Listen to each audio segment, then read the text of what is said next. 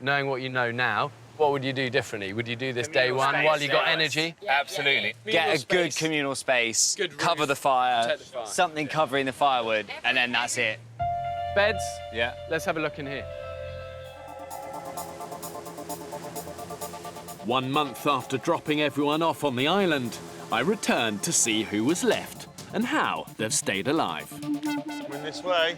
Here he is. Here he is, Mr. Bear. Mr. Bear. I'm so excited to go and pick these guys and girls up. But what's going to be interesting is to see how having boys and girls together for the first time, how that's affected their collective ability to survive. Here he comes. Look at you guys. Good to see you. About 30 days late, mate. Total respect to you guys, honestly, for what you've been through. Well done, guys. Come and show us your camp then, come on then. I dropped the men and women off as 2 separate groups, but once they'd met, they decided to face a challenge together. Our humble abode. Those are looking pretty good. The camp they built was basic, but it was enough to protect them from the ravages of a particularly nasty tropical storm season. So how long did it take you to figure out to make a good roof? This was built about 10 days ago. This is a lot more waterproof, do you know? That even when it's been absolutely siling it down, it's not come through this. OK, so this has worked. Yeah.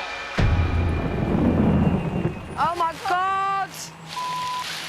Look how flooded the whole camp is. No. When the first rainstorm hit, it was a real wake-up call. The frequent torrential downpours took a huge toll on the group. My hands were like a 90-year-old woman. I cannot tell you how, deep the skin went. I was just like, what is happening to me? The skin is starting to sort of break off and form little ulcers, which is obviously really shit. Keeping the elements at bay in such extreme conditions was no easy task. We did build ourselves a shelter that leaked like a sieve. We'd all just sort of huddle around and it'd be leaking, it wasn't big enough. I can vividly remember sitting around that fire for literally days on end. It's just relentless. These guys are managing to sleep somehow. I don't really know how.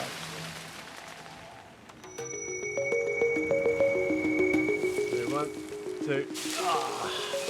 After weeks of suffering, they finally decided to make some home improvements. We done an extension. We're doubling the size of the shelter, essentially.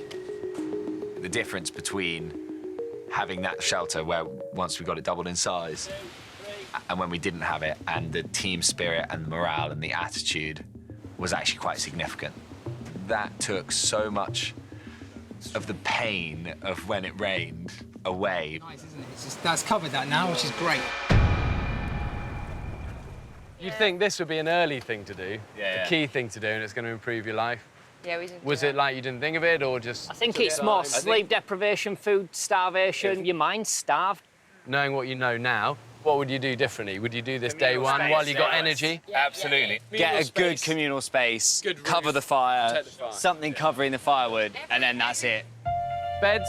Yeah. Let's have a look in here.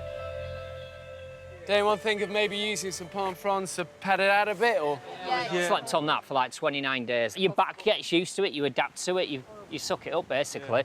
Would you use your collective warmth? Would you really huddle in? Back to back. We all have a snuggle, don't we, guys?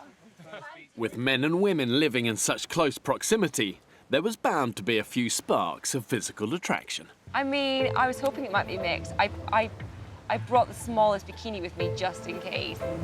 I did fancy quite a few of them. I thought Ben, Elliot and Rob were all pretty hot. And Paddy was very easy on the eye. Paddy was 10 years older. Yeah, I definitely would have, maybe pursued that on the island. It's quite nice to have a little flirt and stuff as well, like... Oh, yeah. Love a good flirt. So do you have a girlfriend, then? Sarah might have been the only girl that was a bit like, ooh, boys.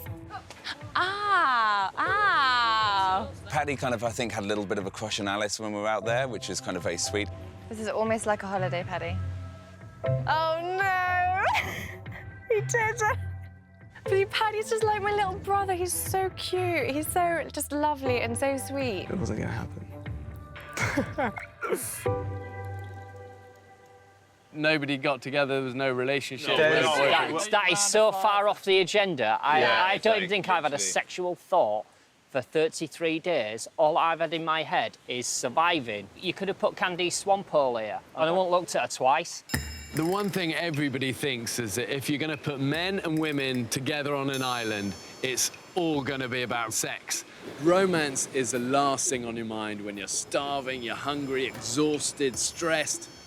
The island is like the antidote to libido. The last thing on your mind was kind of sex or the opposite sex. I genuinely haven't thought about sex for a month. I literally, my penis has been inverted. I swear to you, it's like a tenth of the size it normally is. Yeah. There's just no point in having it. I pee like once every 2 days.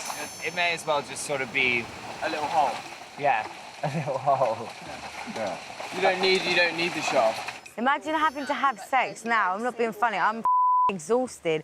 I would probably just lay there like a sack of potatoes. It's weird because you're all like practically naked as well. So you think that everyone would just be like, oh my God! But you're just like, get away from me, you stink. I know, it's all these women with like multiple lacerations and bumps all over their skin.